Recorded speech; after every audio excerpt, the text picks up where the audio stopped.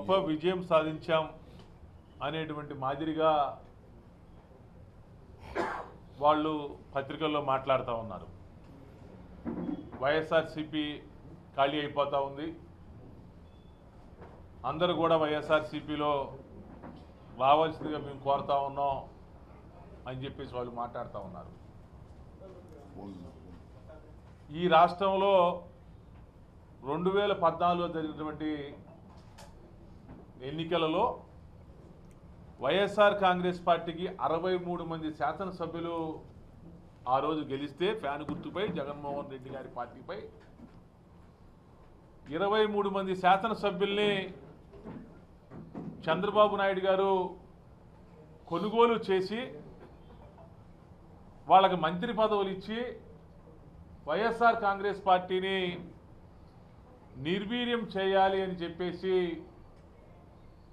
ఆ రోజు ఎంతో ప్రయత్నం చేసినటువంటి పరిస్థితి చంద్రబాబు నాయుడు గారు. అయినా సరే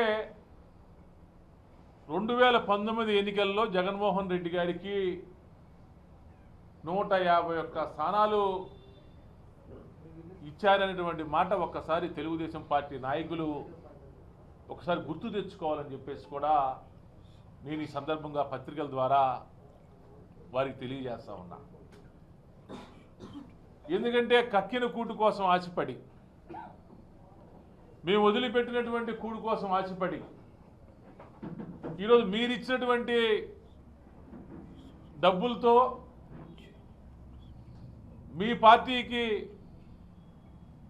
మీ పార్టీలో జాయిన్ అయ్యి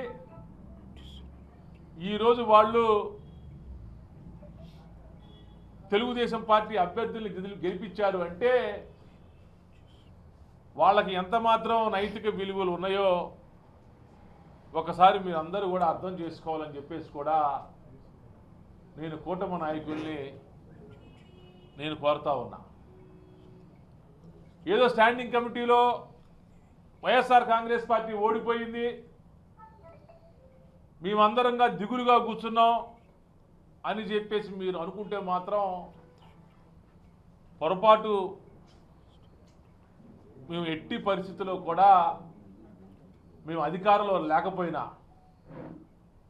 అధికారులు వ్యవస్థలు మొత్తం మీ చేతిలో ఉన్నా కూడా మీరు మీ కార్పొరేటర్లు తీసుకొని వెళ్ళి మీరు క్యాంపు పెట్టి వాళ్ళ 4-5 రోజులు వాళ్ళకి సకల మర్యాదలు చేశారు అంటేనే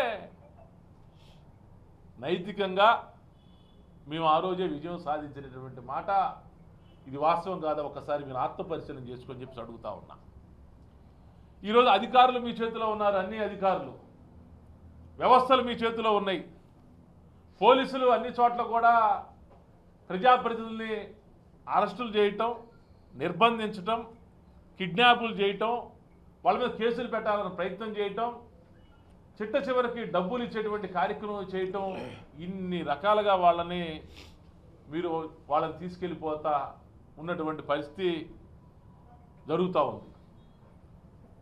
మరి ఈ టైంలో వైఎస్ఆర్ కాంగ్రెస్ పార్టీకి సంబంధించిన వాళ్ళందరూ కొంతమంది ప్రత్యక్షంగా మీ దగ్గరికి వచ్చారు, కొంతమంది ఒక 3-4 పరోక్షంగా మరి క్రాస్ ఓటింగ్ చేశారని చెప్పేసి కూడా కనపడతా ఉంది. అది కూడా వాస్తవే, క్రాస్ ఓటింగ్ జరిగినటువంటి మాట వాస్తవే. దానికి సంబంధించి మేము కూడా వెరిఫై చేస్తూ ఉన్నాం. ఎక్కడెక్కడ ఏ కార్పొరేటర్ క్రాస్ ఓటింగ్ చేశాడనేది మేము త్వరలో పెద్దలందరూ కూడా కూర్చొని, కార్పొరేటర్లందరితో కూడా కూర్చొని ఒక సమీక్ష కూడా నిర్వహించుకుంటాం. తప్పకుండా మేము వాళ్ళకి విజ్ఞప్తి చేస్తూ ఉన్నాం. ఎందుకంటే జగన్మోహన్ రెడ్డి గారు మీకు కార్పొరేటర్ల సీట్లు ఇచ్చారు, మిమ్మల్ని కార్పొరేటర్లు చేశారు. ఈ రాష్ట్రంలో గుంటూరులో 12 సంవత్సరాల క్రితం ఎన్నికలు జరిగిన తర్వాత 57 స్థానాల్లో వైఎస్ఆర్ కాంగ్రెస్ పార్టీ 46 స్థానాల్లో అత్యధికమైన మెజార్టీతో గెలిపించి వాళ్ళకి అన్ని రకాలుగా కూడా, అంటే ఆర్థికంగా కూడా ఆ రోజు వాళ్ళని ఆదుకొని కార్పొరేటర్ అభ్యర్థులుగా ఆ రోజు శాసనసభ్యులు ఎవరైతే ఉన్నారో ఆ రోజు వాళ్ళందరినీ కూడా గెలిపించడం కూడా జరిగింది పార్టీ గుర్తుపై, ఫ్యాన్ గుర్తుపై. మరి ఈరోజు పార్టీ కష్టకాలాల్లో ఉంది. ఈరోజు పార్టీకి అండగా ఉండాల్సినటువంటి బాధ్యత, ఆ బాధ్యతను కూడా మీరు విస్మరించి మీరు ఈరోజు తెలుగుదేశం పార్టీలో కూటమి పార్టీలో మీరు జారుతా ఉన్నారు అంటే ఒక్కసారి మీరందరూ కూడా ఆలోచన చేసుకోవాలని చెప్పేసి దయచేసి మేమందరం కూడా పత్రికల ద్వారా మిమ్మల్ని అడుగుతా ఉన్నాం.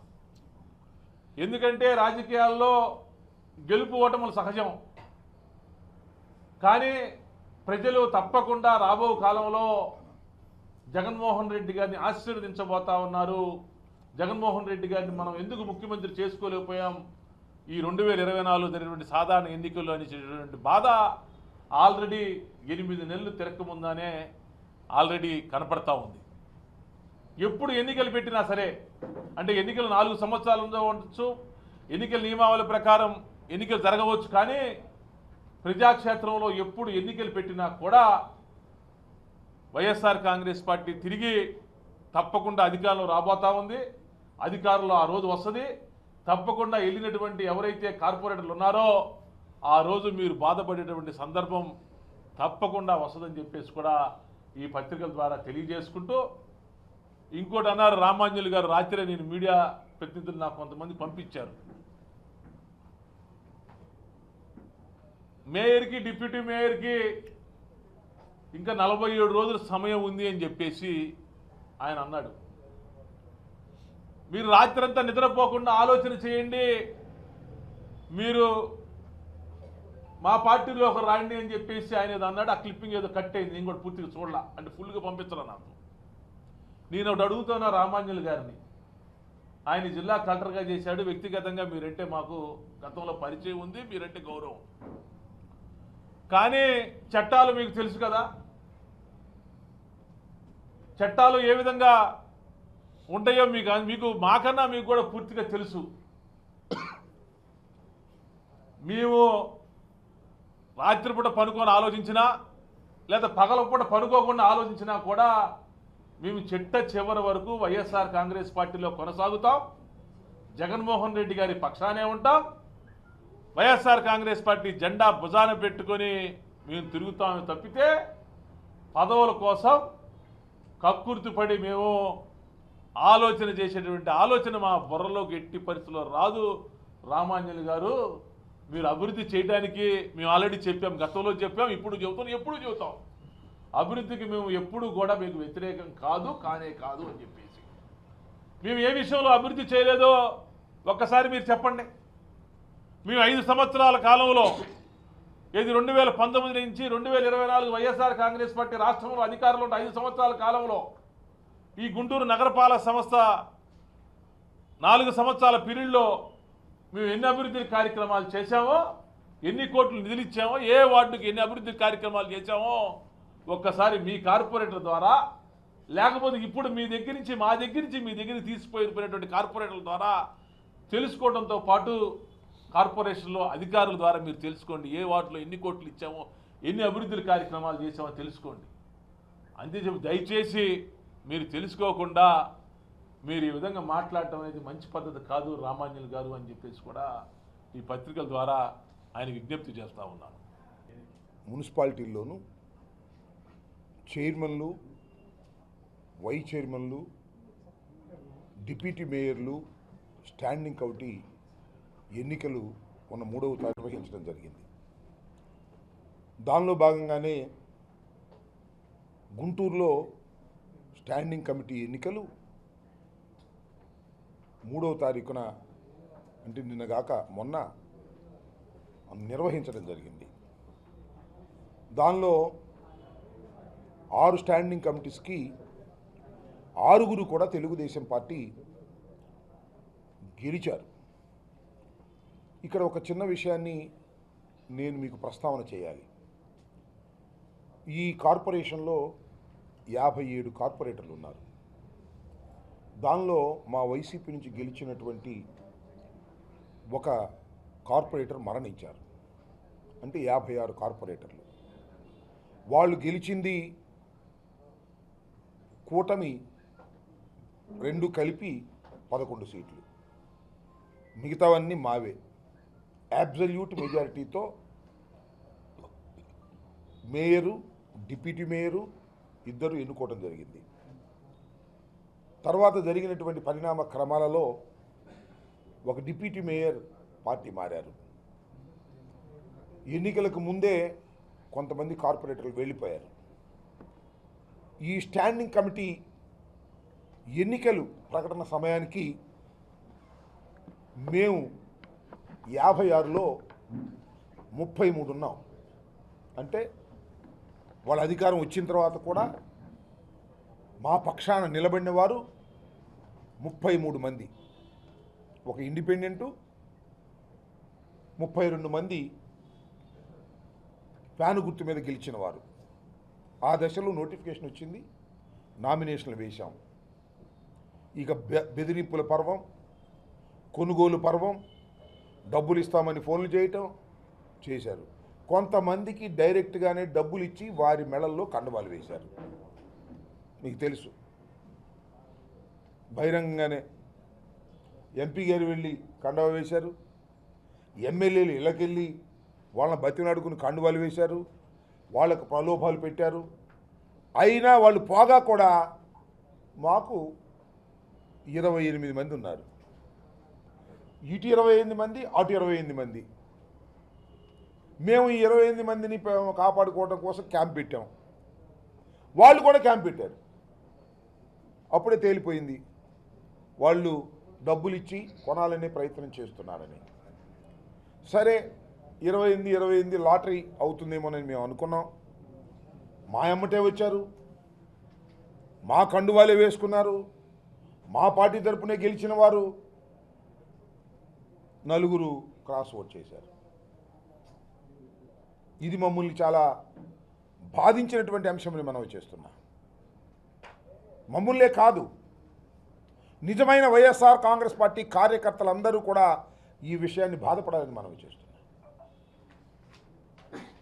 ఎందుకంటే డైరెక్ట్గా ప్రలోభాలకు లోనై పార్టీ మారిన వాళ్ళు ఉన్నారు, దుర్మార్గులు మారినవాళ్ళు. మా అమ్మటే వచ్చారు, మాతో పాటే ఉన్నారు, లోపలికి లట్టేశారు. ఇది దుర్మార్గం, అనైతికం. అది అనైతికం, దానికన్నా ఘోరమైనటువంటి మోసం ఇది. దీన్ని మమ్మల్ని తీవ్రంగా కలిచివేసిందనే విషయాన్ని పత్రికల ద్వారా చెప్పదలుచుకున్నాను. ఎస్, మీకు ఇష్టం లేదు, పార్టీ మారడం అనేది చట్ట విరుద్ధం, యాంటీ డిఫెక్షన్ లా ఉన్నా కూడా అమలు కావట్లా ఈ దేశంలో దురదృష్టవశాత్తు. ఎంపీలు మారుతున్నారు, ఎమ్మెల్యేలు మారుతున్నారు, కార్పొరేట్లు మారుతున్నారు, కానీ యాంటీ డిఫెక్షన్ లా మాత్రం వర్తించటం లేదు. దురదృష్టం అంటున్నా. అది చట్టాన్ని తీసుకొచ్చారు కానీ అమలుకు మాత్రం సాధ్యం కావట్లేదు అది. అలాంటి పరిస్థితుల్లో కొంతమంది మారిపోయిన వాళ్ళు మాకు కనపడతా ఉన్నారు.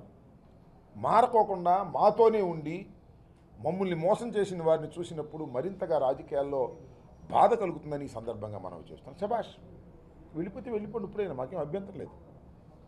ఆ 4 మేము మనవి చేస్తున్నాం, అంతరాత్మ ప్రబోధం చేసుకోండి. ఇప్పటికైనా ఎస్, మేము వైసీపీ తరపున గెలిచాం, ఏదైనా మేము ఉంటాం, 600 అయినా 106 అయినా, పడవ మునిగిపోయినా పడవ మునిగిపోకపోయినా మేము ఉంటాం అంటారా? ఉండండి. లేదు, కండవలేసి వెళ్ళిపోతారా? వెళ్ళిపోండి. క్లారిటీ ఉండాలి అనేది నా భావన. వాళ్ళు చూస్తున్నాం మనం, మొన్న ఏదో ఎమ్మెల్యే గారు చెప్పారని చెప్తున్నారు, అయిపోయింది టైం వచ్చేసిన దగ్గరికి అని. వస్తే పెట్టండి, వీఆర్ ఫైటింగ్ ఇట్. నేను మనవి చేస్తున్నా, చంద్రబాబు నాయుడు గారు 2014లో అధికారంలోకి వచ్చినప్పుడు నాకు బాగా గుర్తు, జిల్లా పరిషత్తులు, మండలాలు దౌర్జన్యాలు చేసి, అన్యాయాలు చేసి, కొట్టి కైవసం చేసుకున్నారు. ఏం పాము తిన్నారయ్యా? మళ్ళీ 23 పడిపోయారు మీరు.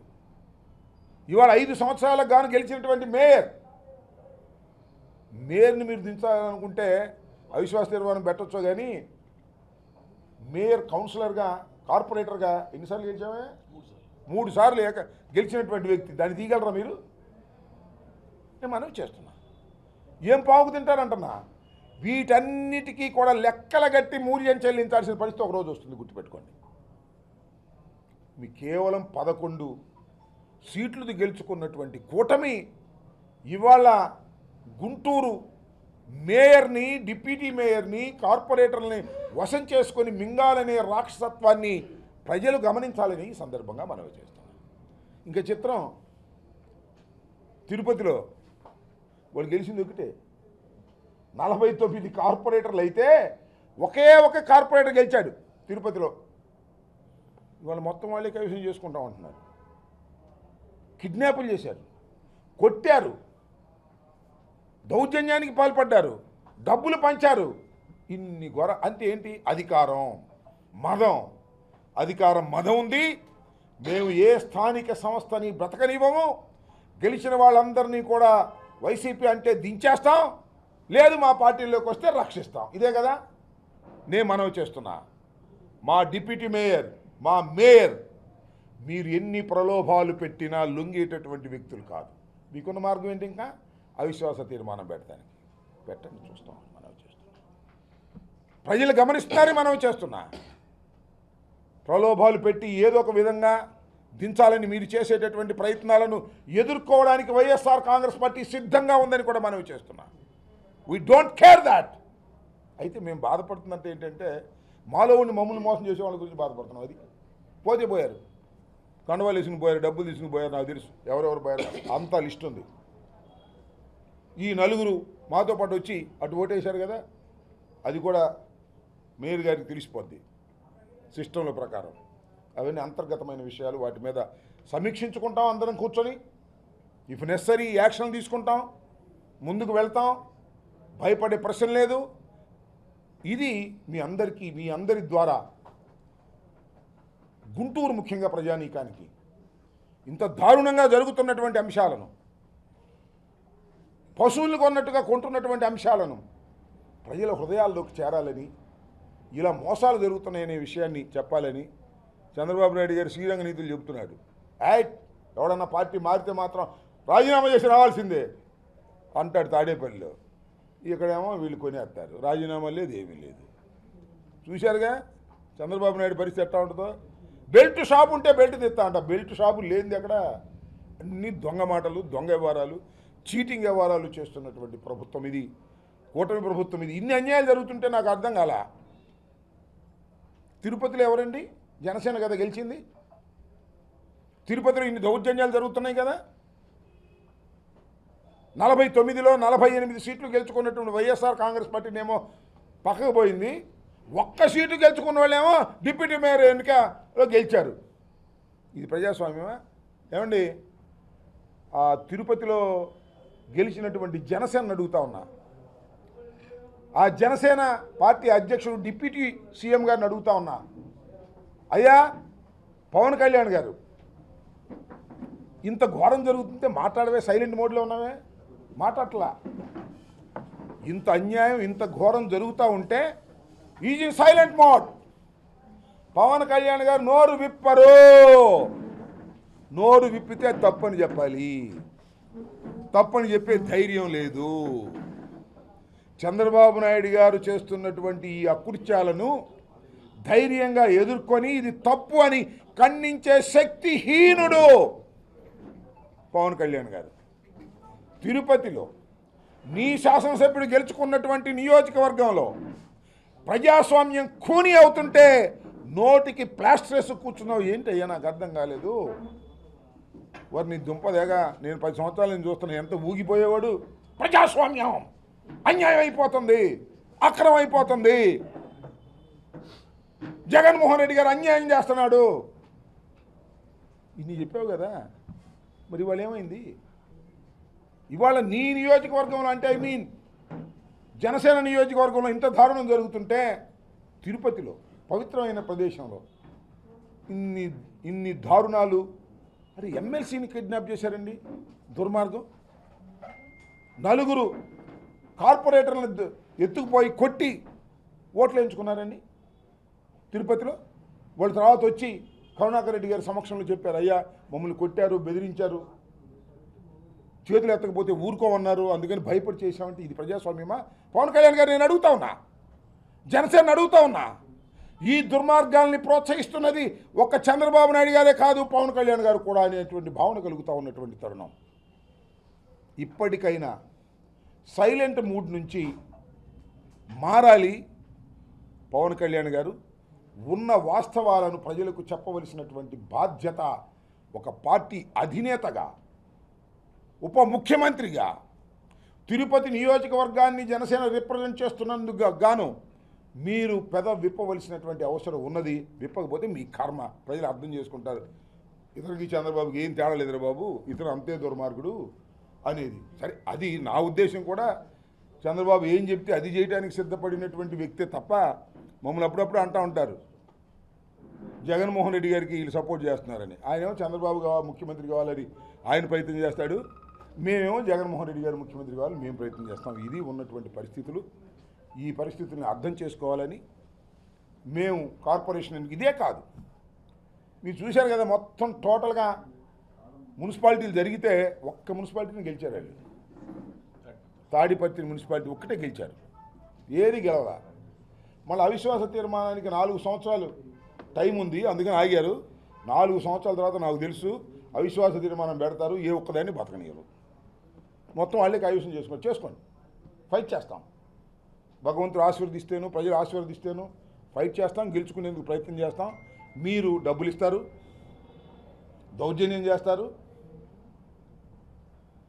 ఆఫీసులను ఉపయోగించుకుని చేస్తారు. ఏదో ఒక విధంగా ఏ మున్సిపాలిటీని, ఏ కార్పొరేషన్ని బతకనివ్వకూడదు. వైసీపీ చేతిలోంచి లాగేసుకోవాలి. ఏం పాము తింటారబ్బా లాగేసుకుని సంవత్సరం కాలంలో? చెడ్డ పేరు తప్ప. తెచ్చుకోండి చెడ్డ పేరు కట్టలుగా, మాకేం అభ్యంతరం లేదు. అది ఒక అంశం. ఇంకొక అంశాన్ని ఏంటంటే, బుడమేరు వరదల సందర్భంగా అనుకుంటున్నారేమో స్థాయి సంఘంలో మేము ఓడిపోయామనో, అవిశ్వాస తీర్మానం పెడితే మేము దానిలో పడిపోతామనో అనుకోమాకండి.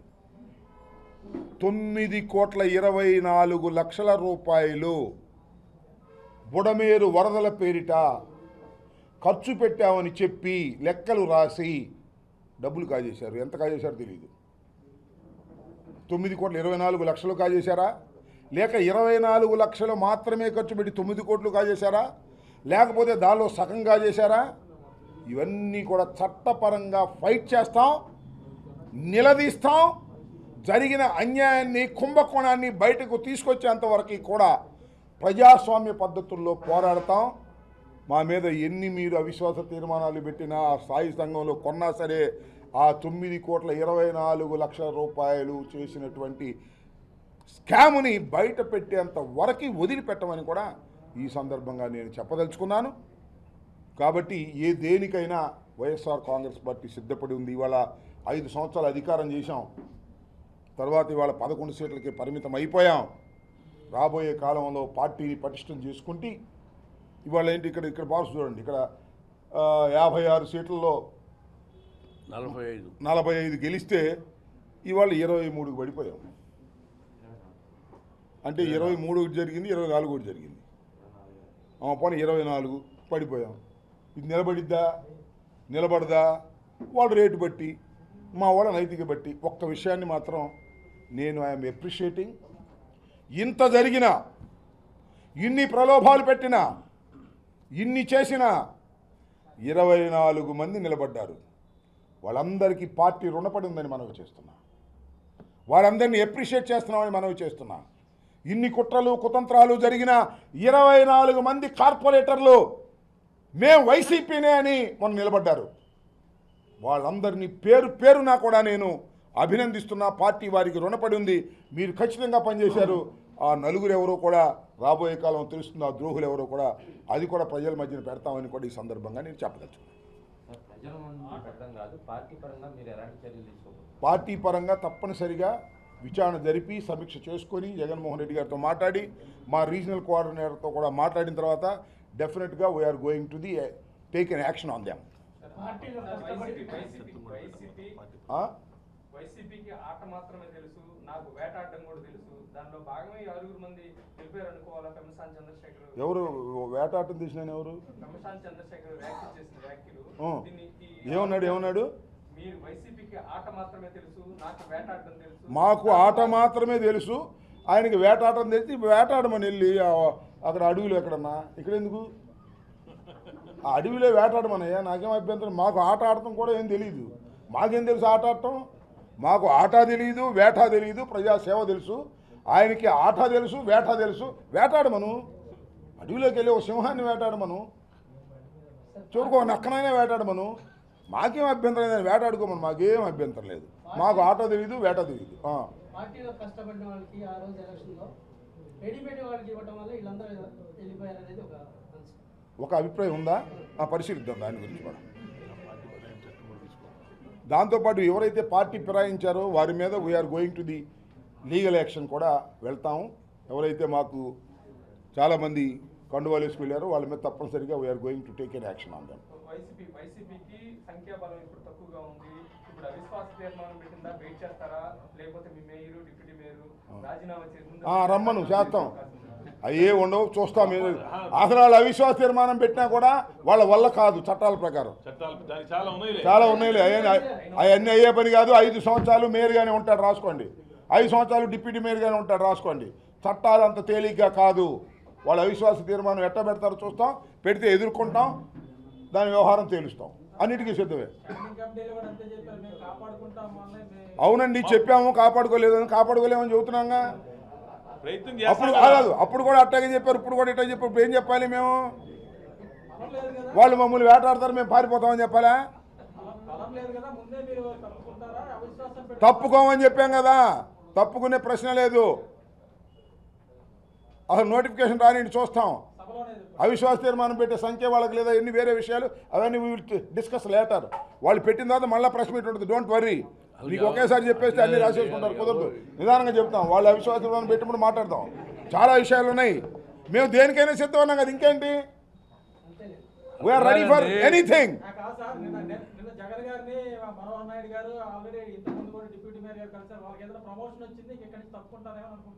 ఏమున్నాయో ప్రమోషన్ చేయడానికి? మాకు ఉద్యోగాలు లేకపోతే ప్రమోషన్ చేయడానికి ఏముంది? ఏమైనా ఎంపీకి ఇస్తారా?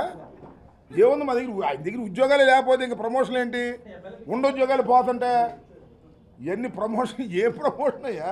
మేము అధికారులు లేని వాళ్ళు ఇంకా ప్రమోషన్లు ఏముంటాయి? వాళ్ళు ఇచ్చుకుంటారు ప్రమోషన్లు. వాళ్ళు అందరూ పిలుస్తున్నారు, రండి మా పార్టీలోకి ప్రమోషన్ ఇస్తాం, రండి మా పార్టీలో ప్రమోషన్ ఇస్తామని. 24 మంది నిలబడ్డారు. మీ ప్రమోషన్ వద్దు, మీ డబ్బు వద్దు, మీ గాడిది గుడ్డు వద్దు, పాపా అని నిలబడ్డారు 24 మంది. శభాష్, వాళ్ళకి సాల్యూట్. అంటే తీయలేదేమో ఆయన. ఎవరు ఇందాక వేటాడుతా అన్నాడు, తలుపు దగ్గర నుంచున్నాడేమో. ఆ వేటాడుతా అన్నాడు ఎవరైనా? ఎవరు? నువ్వు చెప్పావు ఇందాక ఎవరు వేటాడుతాడు? నాకేం తెలుసు ఆయన ఎవరు? ఎవరు ఎవరై గుర్తురావట్లేదు. గుర్తురావట్లేదు ఎవరైనా. పెమ్మసానికి నేను ఎప్పుడు ఫోన్ చేయలేదు. ఆయన ఏమయ్యా, పెమ్మసానికి గారికి నేను ఎప్పుడు ఫోన్ చేయలేదు. ఆయన అమెరికాలో ఉండే వ్యక్తి, గౌరవప్రదమైన వ్యక్తి, కోట్ల రూపాయలు కష్టపడి సంపాదించిన వ్యక్తి. ఆయన నాకు తెలిసి రెసిడెన్సీ చదువుకుంటారు. ఇక్కడి నుంచి వెళ్ళి రెసిడెన్సీ చదువుకుంటారే. మా అమ్మాయి కూడా రెసిడెన్సీ చదువుకుంది. వాళ్ళకు యూ వర్డ్ అని ఒక పేపర్, పెద్ద డిమాండ్ పేపర్ అది. మా అమ్మాయి నేను అడిగాను, అమ్మాయి ఈ ఫోటో తెలుసు. ఈయన అన్నాడు, ఈయన చాలా గొప్పోడు, ఈయన మెడికల్లో బ్రహ్మాండమైన ఫీల్డ్, ఈయన కోట్లు సంపాదించాడు, చాలా గొప్పడు. ఈయన రాజకీయాల్లోకి వచ్చాడా అన్నావు. రాజకీయాల్లోకి వచ్చాడు, ఇప్పుడు ఏటాటం మొదలెట్టాడు. అది నాకు బాధ వేసింది. అంత గొప్పోడు మరి వచ్చి రాజకీయాల్లోకి వచ్చి ఏటాటం మొదలెడతాడు. మీ ఇంటికి వెళ్ళి డబ్బులు ఇస్తా, మీ ఇంటికి వెళ్ళి డబ్బులు ఇస్తా, నీ కండవేస్తా అని తిరుగుతున్నాడు. అంత గొప్పోడు, కేంద్ర మంత్రి అయినోడు. చివరికి స్థాయి సంఘాల ఎన్నికల్లో స్థాయి తగ్గిపోయింది. బుస్, చాలా గొప్పోడు. యూ వరల్డ్ అనేది అమెరికాలో చాలా ఫేమస్. ఎందుకంటే మా అమ్మాయి అక్కడ రెసిడెన్సీ పాస్ అయ్యి ఇప్పుడు చేస్తుంది. మా అమ్మాయి కూడా ఫాలో అయింది. చాలా గొప్పవాళ్ళని అమెరికాలో తెలుగు వాళ్ళందరూ మెచ్చుకునే వ్యక్తి. 5,000 కోట్లు అయ్యా మామూలా. ఇంకా ఆయన వేటాడతాడు, ఆటాడతాడు, పాట పాడతాడు. ఎవరు ఓడిపోయారు అసలుకి? ఈ యొక్క గుంటూరు ప్రజలు ఓడిపోయారు. వాళ్ళని ఓడించారు వీళ్ళందరూ కలిసి. 5 ఏళ్ళు ఉండమని మా కార్పొరేట్ని గెలిపిస్తే వాళ్ళని లాక్కొని ఓడిపోయారు. రేపొద్దున నరేంద్ర మోడీకి తెలుగుదేశం పార్టీ ప్రభుత్వం ఇష్టం లేదు. రాష్ట్రపతి పరిపాలన పెడితే ఎవరు ఓడిపోయినట్టు? ఆంధ్రప్రదేశ్ ప్రజలు ఓడిపోయినట్టు. వాళ్ళకి ఇదేం ప్రజాస్వామ్యం అండి? ఒక దళిత ఎంపీ ప్రయాణం చేసేటువంటి బస్సును మొదలు కొడతారు. జనసేన అధ్యక్షుడు కాన్స్టిట్యున్సీలో, జనసేన పార్టీ కాన్స్టిట్యున్సీలో గురుమూర్తి గారు ప్రయాణం చేస్తున్న బస్సును అడ్డుకుంటారా? వాళ్ళ కార్పొరేట్ని తీసుకెళ్ళి డిప్యూటీ మేయర్కి వెళ్ళాలని ప్రయత్నం చేస్తున్నాడు. అందుకని నేను అంటుంది ఏంటంటే, ఇది అల్టిమేట్గా బలవంతుడి నుంచి రక్షించాల్సినటువంటి చట్టాలు ప్రభుత్వం దగ్గర చుట్టాలుగా మారిపోయింది. సో అందుకని ఇది ఎవరు కూడా, ఇది రాబోయే రోజుల్లో ఒక మంచి మహానుభావులు మేమంతా కలిసి చట్టాలు చేసి ప్రజలిచ్చిన తీర్పుని గౌరవించేటువంటి పరిస్థితి రాకపోతే గవర్నమెంట్లో ఉన్నప్పుడు ఆయన నిన్న ఎమ్మెల్యే గారు అంటున్నారు, పత్తిపాడు ఎమ్మెల్యే గారు, మేయర్ డిప్యూటీ మేయర్ పోస్టులు ఎందుకని? ఇంకా సీఎంలు డిప్యూటీ సీఎంలు ఉంటే చీఫ్ సెక్రటరీ ఉన్న గవర్నర్ పరిపాలన చేసుకోవచ్చు కదా. సీఎంలు డిప్యూటీ సీఎంలు ఎందుకండి? మేయర్ డిప్యూటీ మేయర్ ఈ టౌన్లో అవసరం లేనప్పుడు రాష్ట్రం కూడా అవసరమా? ఇవాళ చట్టం ఉంది, 370 మంది ఎంపీలు ఉన్నారు. నరేంద్ర మోడీ గారు నేనే రాజుని 30 ఏళ్ళు ఈ దేశానికి ప్రధానమంత్రిని అని చెప్పి ఆయన చట్టం చేసుకుంటే ఏముంది? పార్లమెంట్లో గవర్నర్ రాష్ట్రపతి, ఆయన నియమించిన రాష్ట్రపతి ద్రౌపది ముర్ము ముద్రేస్తే ఇంకేముంది? దేశం అవుట్. అందుకని నేనంటుంది ఏంటంటే, వ్యవస్థలో మీరు కూడా మంచిది అనాలి, చెడు అనాలి. మీరు కూడా ఏ పార్టీ ఉంటే ఆ పార్టీకి విడిపోయారు. మీరు కూడా ఛానల్స్ మంచి మీరు అంటున్నారు, మా ఛానల్ వచ్చి మా గురించి అవుతున్నాయి, వాళ్ళ ఛానల్ వచ్చి వాళ్ళ గురించి అవుతున్నాయి. న్యూట్రల్గా ధైర్యంగా మాట్లాడే ఛానల్స్ ఆడున్నాయి. అందుకని ఏంటంటే ఈరోజు మా ఆవేదన ఏంటంటే 24 మంది మాకు నిలబడ్డారనేది కాదు. రేపు దీన్ని 24, 2 కావచ్చు, 6 కావచ్చు, 30 కావచ్చు. కానీ వెళ్ళిన వాళ్ళు మళ్ళీ వెనక్కి వచ్చారనుకోండి, ఏమి శిక్ష చేయాలి వాళ్ళకి? అప్పుడు మళ్ళీ మేము వాళ్ళు అవిశ్వాసం పెడతారనుకో, ఇది మా పార్టీకి గుర్తు మీద గెలిచినటువంటి వాళ్ళు మా పార్టీకి వ్యతిరేకంగా ఓట్లు ఇస్తే ఇంక వేరే ఛాన్స్, ఇంక దానికి ఏం చెబుతాము? ఇదంటే ఏదో విప్పుకి అగనెస్ట్గా జరిగిన ఎన్నికలు, ఇది స్టాండింగ్ కమిటీ. రేపొద్దున డిప్యూటీ మేయర్లన్నీ కూడా విప్పుకి అనుగుణంగా నడగాలి. విప్పుని ధిక్కరిస్తే చర్యలు తీసుకుంటాము. అందుకని నేనంటే ఏంటంటే, హైకోర్టు సుప్రీంకోర్టులు ఎన్ని చెప్పినా దాన్ని ఇంప్లిమెంట్ చేసేటువంటి కెపాసిటీ ప్రభుత్వాలకు లేనప్పుడు ఏం చేయాలి? అలాగే ఇంక ఎన్ని అవసరమా? ఎంపీటీసీలు, జడ్పీటీసీలు ఎన్ని అవసరం? సీఎం పోస్ట్ ఉంటే చాలుగా ఇవన్నీ. ఎమ్మెల్యేలు కూడా ఎందుకు? ఎమ్మెల్యేలు కూడా సామంతరాజులు కూడా ఎక్కడా లేదు, ఎమ్మెల్యేకి గౌరవమే లేదు. అందరూ సీఎం చుట్టూ తిరగాల్సిందే. ఒక సీఎంకి అందరూ డైరెక్ట్ ఓట్లేదు పోతుంది కదా, ప్రధానమంత్రికి డైరెక్ట్గా ఓట్లయితే పోతుంది. ఇంక ఈ వ్యవస్థ అంతా ఎందుకు? ఎమ్మెల్యే గారు అయ్యండి, డిప్యూటీ మేయర్ల పోస్టులు ఎందుకు అంటున్నాడు? పైగా మాకు అల్టిమేట్ ఇచ్చాడు మా కార్పొరేటర్లకి, ఇవాళ తేల్చుకోండి అని. ఏంటి వాట్ ఇస్ దిస్ లాంగ్వేజ్? నువ్వు ప్రజాస్వామ్యంగా నీ యొక్క వాటిని ఇప్పుడు మేము ఉన్నాము, ఓవర్ బ్రిడ్జ్గా తీసుకొచ్చారు 75 కోట్లు. మా మేయర్, మా డిప్యూటీ మేయర్ గారు మీ ప్రభుత్వాన్ని డెఫినెట్గా అప్రిషియేట్ చేస్తారు.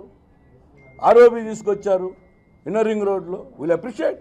ఎందుకంటే మీరు భాగస్వాములుగా ఉన్నారు సెంట్రల్ గవర్నమెంట్లో మంత్రులు ఉన్నారు, మీ మీద ఆధారపడినారు నరేంద్ర మోడీ. మీకు అదృష్టం కలిసి వచ్చింది.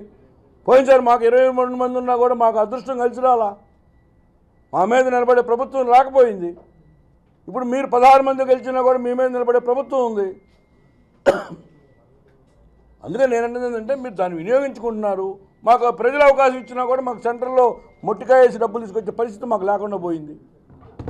అందుకని నేనంటే ఏంటంటే, దిస్ ఈజ్ టోటల్లీ మాకు 24 మంది మాతో ఉన్నారు, మమ్మల్ని ఓడించారని డెఫినెట్గా చెప్తున్నాం కదా. ఈ 15 మంది 16 మంది వెళ్ళిన వాళ్ళ మీద బట్టి డెఫినెట్గా మా యొక్క రీజనల్ కోఆర్డినేటర్ని బట్టి సస్పెన్షన్ వేటేస్తాము. రాబోయే రోజుల్లో కూడా ఈ పార్టీని నమ్ముకొని ఈ పార్టీ కోసం మంచిగా ఉండి కొన్ని వాల్యూస్ ఉన్నటువంటి కార్పొరేటర్స్ని కూడా సీట్లను కూడా మేము సెలెక్ట్ చేసుకోవాల్సిన బాధ్యత ఉంది. పొద్దున ఉంటున్నారు, మధ్యాహ్నం ఇటుపోతున్నారు, సాయంత్రం ఇటుపోతున్నారు, మాకు అర్థమే కావట్లేదు. అంటే అంత ప్రలోభాలు పెడుతున్నారు. అటువైపు వాళ్ళు కూడా దాదాపు ఇటు రావడానికి కూడా రెడీగా ఉన్నారు. కానీ ప్రభుత్వం వాళ్ళకి పడక మా వైపు ఉండేటటువంటి కార్పొరేట్లు కూడా ఉన్నారు. మేము డబ్బులు ఖర్చు పెట్టాలనుకుంటే ఖర్చు పెట్టి లాగుతాం, కానీ ఎన్నాళ్ళు ఈ వ్యవస్థ కాపలా ఉండేది. అందుకని డెఫినెట్గా ఇది ఖండిస్తున్నాం. ముఖ్యంగా attitude of the honourable minister, central minister గారికి, ఈ ముగ్గురు ఎమ్మెల్యేలకి.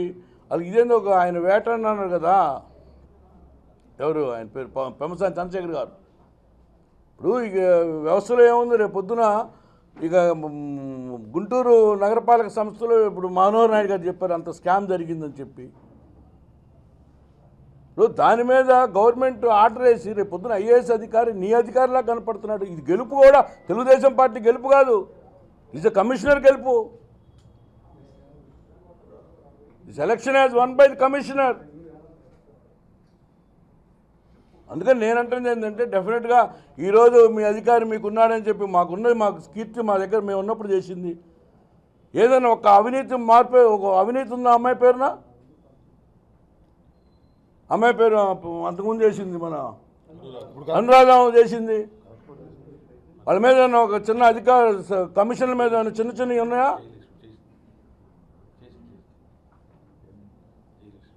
ఈ రకంగా ఇప్పుడు మన కలెక్టర్ కూడా కమిషన్ చేసింది. టీడీపీ గవర్నమెంట్ మన అధికారం ఉన్నప్పుడు చేయాల. మనం అధికారం ఉన్నప్పుడు అమ్మాయి కీర్తి చేసింది, అమ్మాయి మీద ఏ నేరారోపణ లేదు. సో అందుకని ఏంటంటే అధికారులు అనేటువంటి వాళ్ళు ఈరోజు రేపు పొద్దున మళ్ళీ మేము అధికారంలోకి వస్తే నువ్వు రిటైర్డ్ అయినా కూడా పిలిచేటువంటి మనసు మాకు కలగజేస్తున్నారు. మీరు రిటైర్డ్ అయ్యి 85 ఏళ్ళకి 85 ఏళ్ళు వచ్చిన కూడా వాళ్ళ అధికారులను పిలిచి మళ్ళీ మీరు ఆ రకంగా వసూలు చేసి పరిస్థితి పెట్టేటువంటి అవకాశం మాకు ఇస్తున్నారు మీరు. అందరూ రిటైర్డ్ అయినటువంటి లైఫ్ని ఎంజాయ్ చేసేటువంటి అధికారి కావాలి మాకు. మరిన్ని వీడియోస్ కోసం ఛానల్ ని సబ్స్క్రైబ్ చేయండి. లేటెస్ట్ అప్డేట్స్ కోసం వాట్సాప్ ఛానల్ ని ఫాలో అవ్వండి. ఆ లింక్ డిస్క్రిప్షన్ లో ఉంది.